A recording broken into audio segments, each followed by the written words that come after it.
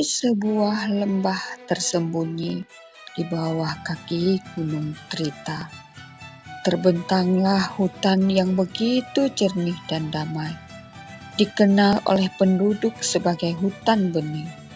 Di sanalah tumbuh pohon bambu berwarna hijau keperakan, yang katanya hanya tumbuh dari tanah yang pernah disentuh oleh para roh penjaga alam. Di antara ribuan batang bambu, ada satu bambu tertua disebut silurah yang tumbuh tinggi dan melengkung seolah sedang berdoa. Orang-orang desa percaya bahwa setiap pagi di ujung silurah akan muncul setitik embun yang tak seperti embun biasa. Embun itu jernih tapi bergetar seolah menahan tangis. Seorang gadis bernama Laras tinggal bersama kakeknya di pinggir hutan bening. Ia anak dari seorang penjaga hutan yang hilang misterius saat Laras masih bayi. Setiap hari Laras membantu sang kakek menyiram tanaman obat, menyanyikan lagu untuk burung-burung, dan membersihkan jalur hutan agar para penjara tak tersesat.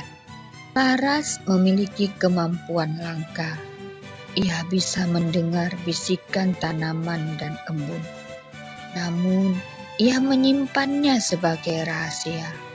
Suatu pagi, saat ia menyapu dedaunan bambu, ia mendengar suara halus seperti ratapan. Aku menunggu, tapi tak pernah kembali. Laras menengadah. Di ujung bambu tertua, embun bergetar.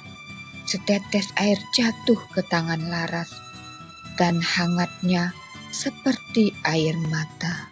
Malam itu, Laras meminta cerita kepada kakeknya. Sang kakek akhirnya menceritakan sebuah legenda lama.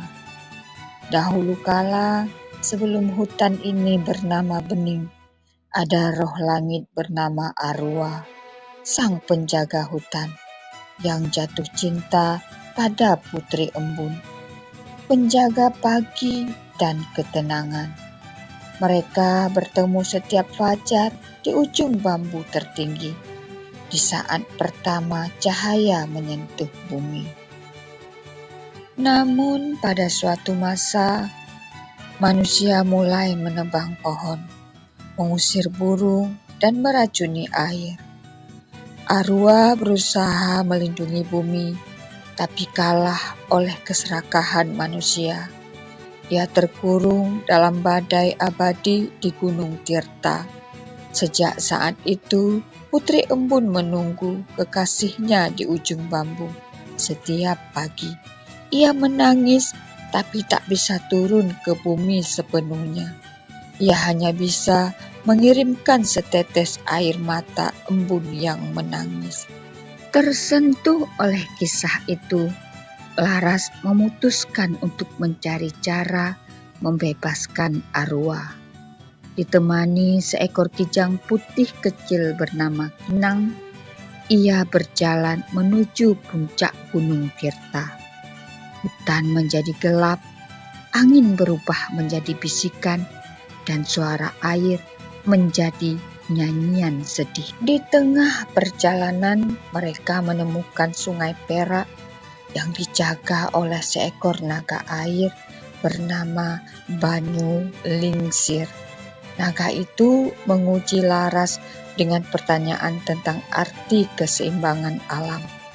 Laras menjawab dengan jujur, alam bukan untuk ditaklukkan, tapi untuk didengar.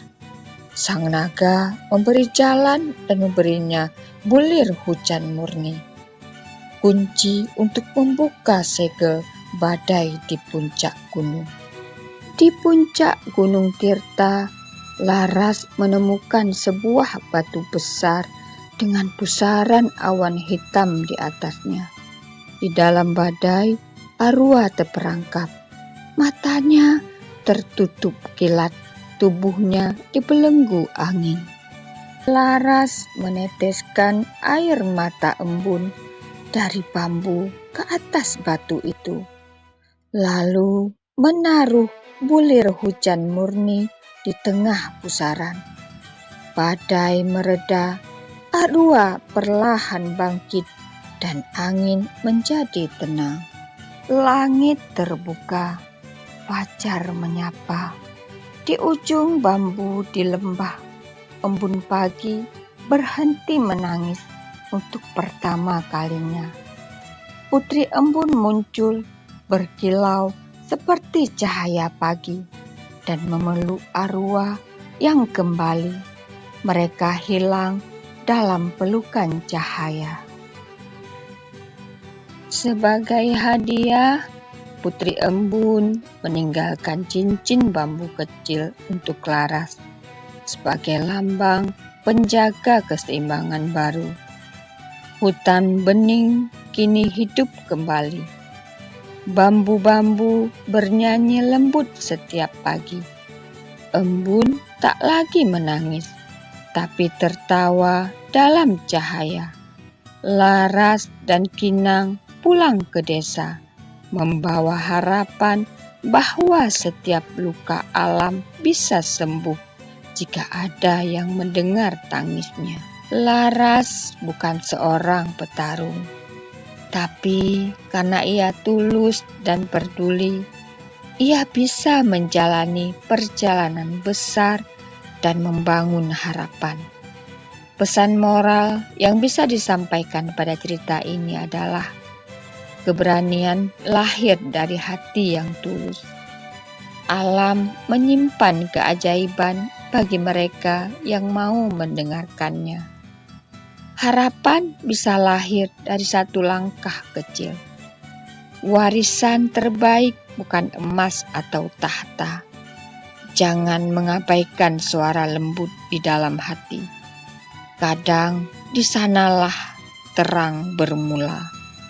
Sampai jumpa pada cerita-cerita berikutnya.